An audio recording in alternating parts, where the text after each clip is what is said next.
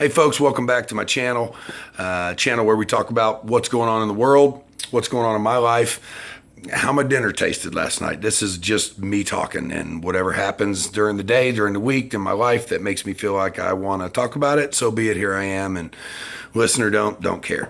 Not doing this for any other reason but to document the world and how it's changing and how it affects my life directly. That's it. That's it.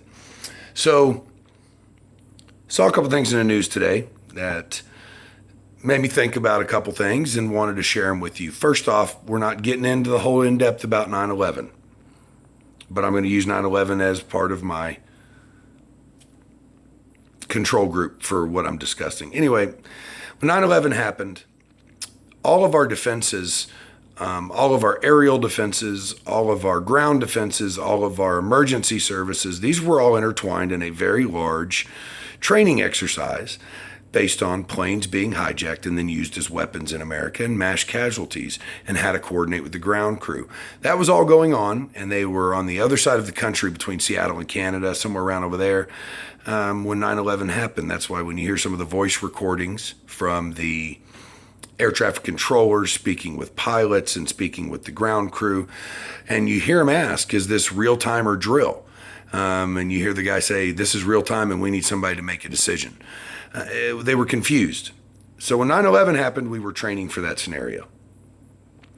All right. So then when the Boston bombings happened at the marathon, we had government and emergency services there during the event training for homemade IEDs and bombs placed in crowds, and mass casualties and triage of mass casualties.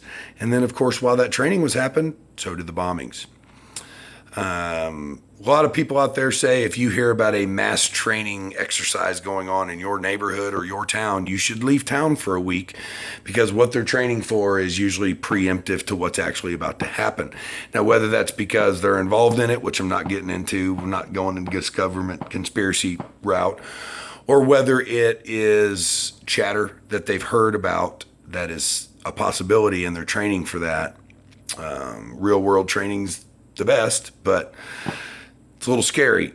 Well, now we've received notice that from the 29th through the 4th of March, so these next few days, London will have a mass training exercise for building collapse, mass casualties, attacks, hijackings, kind of what we saw happen here in America. Now, when you put those two together with the Boston bombing and how that went down, with the 9/11 training exercises and how that went down, and now we're doing this in London, maybe the other two were a coincidence, fine. But if you think that our government mobilizes hundreds and sometimes thousands of military and civilian support people in emergency services and spends money on it, that's the key.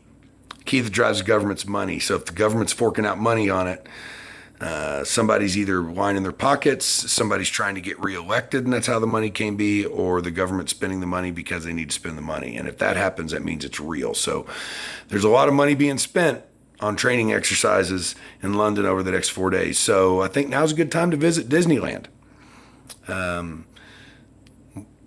So what if I'm wrong? So what if nothing happens? Guys, if you base any opinion in your life about what's going to happen off of what I say, then, you need to reevaluate your own belief in your own system. But if I touch a nerve with you, if it's something that rings true with you, I say now is when we get online. We start doing our research. We start studying this. We start finding other examples of this. We start bringing the truth to the front. So the next time innocent people are murdered and slaughtered, and whether it is the government involved or the government knew about it, and that's why they're having the trainings. If this happens, we need to ask questions. If it doesn't happen, it doesn't happen. So what?